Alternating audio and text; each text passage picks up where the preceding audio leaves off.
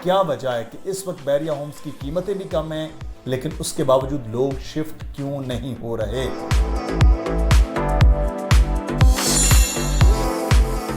अस्सलाम वालेकुम जनाब, मैं हूं मुदस्सर इकबाल। बहरिया टाउन में बहरिया होम्स जो सबसे ज़्यादा लोगों के तवज्जो का मरकज़ रहे हैं, सबसे ज़्यादा लोग वहां शिफ्ट भी हुए हैं।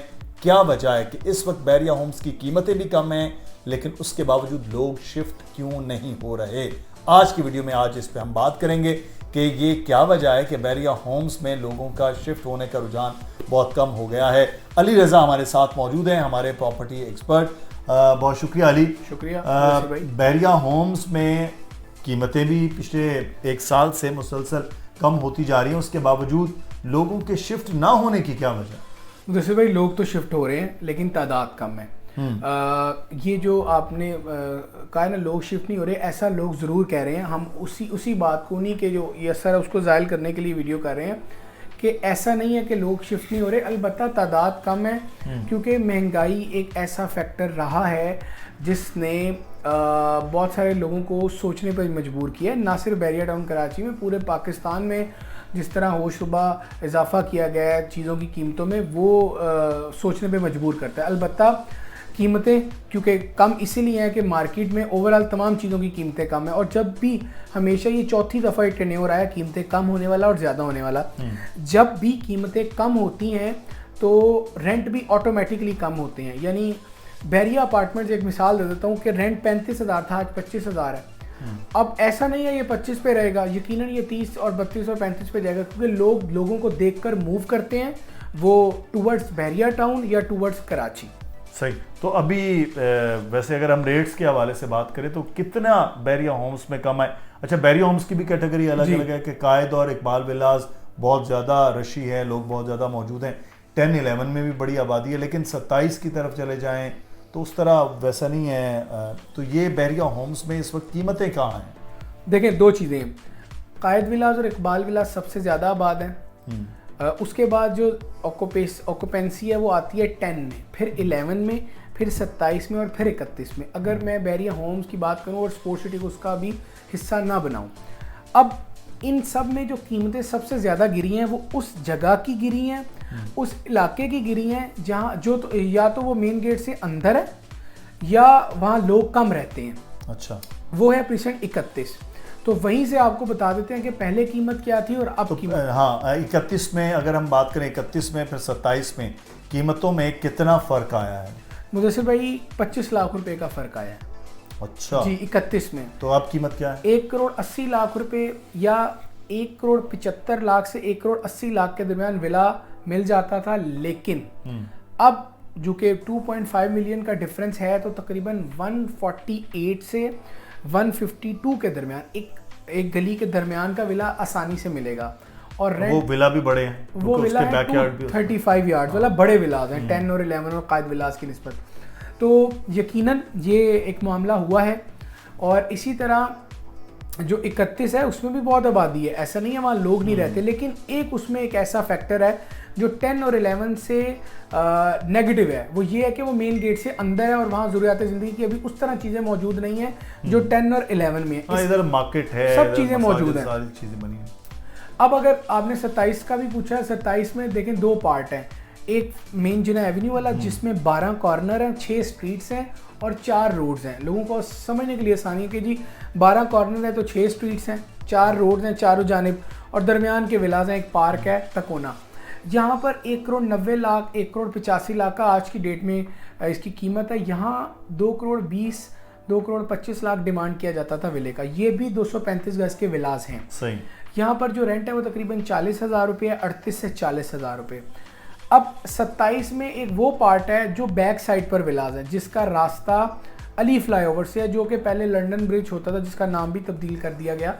तो वहाँ पर जो कीमतें हैं वो तकरीबन 1 करोड़ 65 लाख तक है, और वहाँ पर रेंट 35,000 रुपये है राइट नाउ। ये 10,000 रुपये रेंट में फ़र्क आया है, पहले 45 था। जी 45 था, और फ्रंट पर 50 था, और कीमतों में तकरीबन मिनिमम मैं बात कर रहा हूँ 25 लाख रुपए फ़र्क आया। इससे ज़्यादा का फ़र्क हो सकता है, इससे कम का फ़र्क मुमकिन तो नहीं है। अगर 10 और 11 की बात की जाए तो 10 तो खैर बहुत ज़्यादा आबाद है, लोग भी हैं, बहुत कम अच्छी जगहों पर विलास मिलते हैं रेंट पे भी। वहाँ क्या पोजीशन और कितना कम हुआ? देखें 10 में 25 लाख का फर्क तो आया ही आया है उसमें तो, वहाँ पर भी ओवरऑल वहाँ पर भी अच्छा 1,90,00,000 रुपए में 1,92,00,000 रुपए में आज की डेट में फरवरी में 2023 में आपको विला मिलता है। 2,20 में गया, 2,20 तक था। आप अंदाज़ा लगा लें जो फ़र्क है, जो कमी है, जो डिफरेंस है। यहाँ पर आबादी तकरीबन 70% हो चुकी है, या सेफर साइड के लिए 60% आप कह लें। पार्क्स वो रेडी हैं, तकरीबन 1600 विलाज हैं इनका। अगर 50% भी लगाएं तो 800 फैमिलीज रह रही हैं, 800 घर आबाद हैं, कमर्शियल आबाद है, मस्जिद आबाद है, डिपार्टमेंटल स्टोर, गैलरी, ये तब सब चीज़ें आबाद हैं। और यहाँ पर रेंट भी तकरीबन 15,000 रुपये कम हुए, यानी यहाँ का रेंट भी 40,000 है।